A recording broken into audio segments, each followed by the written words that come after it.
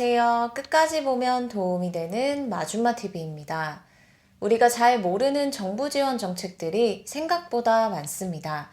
평소에 나와 가족에게 필요한 지원 정책들이 어떤 것이 있는지 잘 알아둔다면 도움이 필요할 때 신속하게 지원을 받을 수 있습니다. 그리고 받을 수 있는 지원이 있다 하더라도 신청자에 한해서 지원받을 수 있는 경우가 대부분이기 때문에 본인과 가족을 위해 지원 제도를 미리 알고 기한에 맞춰서 신청하거나 혹은 미리 신청해 두는 것이 좋습니다. 오늘 내용은 많은 분들이 미리 알고 계시면 큰 도움이 되실 것 같습니다.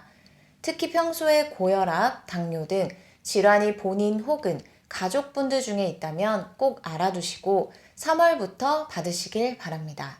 3월부터 주민센터에 가서 꼭 신청하세요. 전국민 신청해야 받습니다.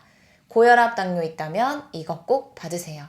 그런 관련 내용이 궁금하신 분들은 오늘 영상을 통해서 확인해 보시길 바랍니다. 오늘도 끝까지 봐주세요.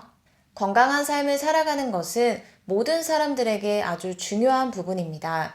건강을 위해서 건강한 식단으로 챙겨 드시고 바쁜 일상이지만 틈틈이 시간을 내서 운동도 하고 필요한 영양제나 약도 빠짐없이 잘 챙겨 먹는 것이 중요합니다. 누구나 건강을 위해 몸을 관리해야 하는 부분들이 다른데요. 그중 혈압이나 당뇨의 경우는 특히 매일매일 관리해야 하는 질환입니다. 계절에 따라 조금 더 세심하게 신경 써야 하는 부분도 있고 매일 일상에서 규칙적인 관리를 통해 수치를 잘 유지하는 것이 중요한데요. 홀로 생활하시는 경우에는 건강한 생활을 위해 더 많은 신경을 쓰게 됩니다. 살다 보면 누군가의 도움이 필요한 순간이 누구에게나 생깁니다. 어떨 땐 누군가를 도와줄 때도 있지만 누군가의 도움을 받아야 되는 상황도 생길 수 있는데요. 특히 연세가 많으신 부모님, 몸이 불편하신 분들, 홀로 생활하시는 분들에게 위급한 상황이 발생했을 때 신속하게 도움을 받는 것이 아주 중요합니다. 현재 시행되고 있는 제도가 있지만 여전히 많은 분들이 잘 몰라서 신청하지 않아 지원받지 못하는 경우가 많다고 합니다. 오늘 영상을 보시는 분들 중 몰라서 신청하지 않으셨다면 다음 내용을 자세하게 확인해 보시면 좋겠습니다.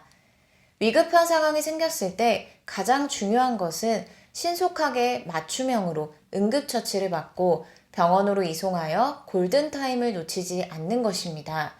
그러나 보통 119에 신고를 하게 되더라도 출동한 구급대원이 환자가 평소에 어떤 질환을 가지고 있었고 그래서 어떤 병원으로 이송하는 것이 환자에게 가장 도움이 될지 파악하는데 시간이 걸릴 수 있습니다. 시간이 최대한 지체되지 않는 것이 환자에게 가장 필요한데요.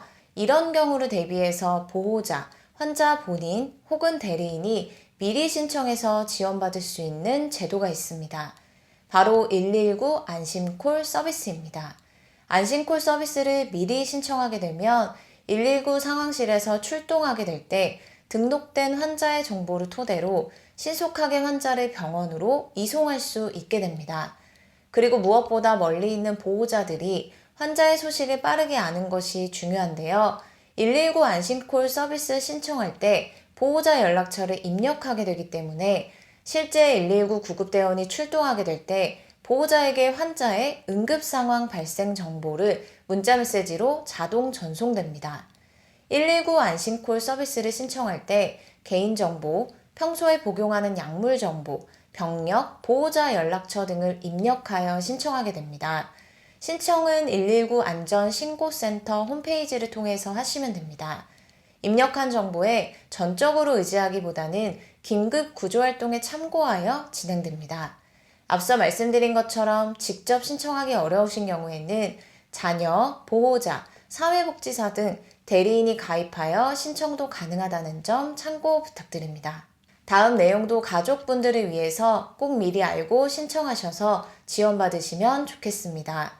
본인을 위해서 신청하실 수도 있고 부모님 등 어르신들을 위해서 신청해서 지원받으실 수도 있습니다. 119 안심콜 서비스처럼 위급한 상황이 생겼을 때 지원받을 수 있는 제도인데요.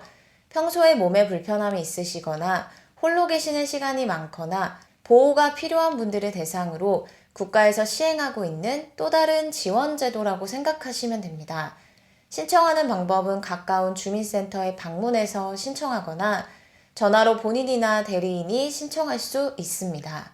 신청 방법이 어렵지 않기 때문에 다음 소개드릴 내용 꼭 확인해 보신 후 해당되시면 필요에 따라 꼭 신청해 보시면 좋겠습니다. 국가에서 시행하고 있는 지원제도 중에 하나인 응급안전안심 서비스로 만 65세 이상 혼자 사는 어르신, 상시보호가 필요한 장애인분들을 대상으로 시행하고 있습니다.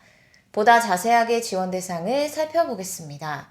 주민등록상 거주지, 소득에 관계없이 실제 홀로 거주하는 65세 이상 어르신, 65세 이상 2인 가구로 저소득층으로 둘 중 한 분이 질환이 있으시거나 거동이 불편한 경우, 2인 가구 모두 75세 이상인 경우, 65세 이상 어르신과 손자녀로 구성된 조손 가구, 상시보호가 필요한 장애인 가구입니다. 집에 응급시 꼭 필요한 안심장치들을 설치해드리는 지원 사업입니다. 응급 호출기, 화재 감지기, 출입 감지기, 활동량 감지기 등 기기를 집에 설치해드립니다. 응급 호출기의 경우는 응급 버튼을 누르면 119로 연결됩니다. 게이트웨이는 소방서로 연결되거나 저장된 가족의 비상연락처로 전화가 걸립니다. 활동량 감지기의 경우는 갑자기 움직임이 감지되지 않을 경우에 신고되어 안부를 확인합니다. 화재 감지기는 불이 나면 연기를 감지해서 119로 자동으로 신고가 되며 출입 감지기는 문이 열리고 닫힌 걸 알려드립니다. 그리고 올해부터는 살려줘 라고 외치면 바로 119로 신고가 되는 음성 기능과 활동이 감지되지 않는 대상자에게 안부전화를 하는 인공지능 케어콜 서비스도 추가되었습니다. 아마 이런 제도가 있는 줄 몰라서 신청하지 못하셨던 분들도 생각보다 많이 계실 것 같습니다. 신청하는 방법도 주민센터에 직접 방문하셔서 하셔도 되고, 방문이 어려울 경우에는 전화로도 신청이 가능하니 오늘 영상 내용 보시고 혹시라도 필요하다고 판단되시는 분들은 가급적 빠르게 신청해 보시면 좋겠습니다. 본인에게 필요한 지원이 될 수도 있고 자녀나 부모님 등 가족분들에게 실질적으로 필요한 지원이 될 수 있습니다. 119 안심콜 서비스와 응급안전 안심 서비스 두 가지 내용 다 잘 확인하셔서 둘 다 필요하다고 생각되시면 두 가지 서비스 모두 신청해서 지원받으셔도 좋을 것 같습니다. 2월도 이제 얼마 남지 않았는데요.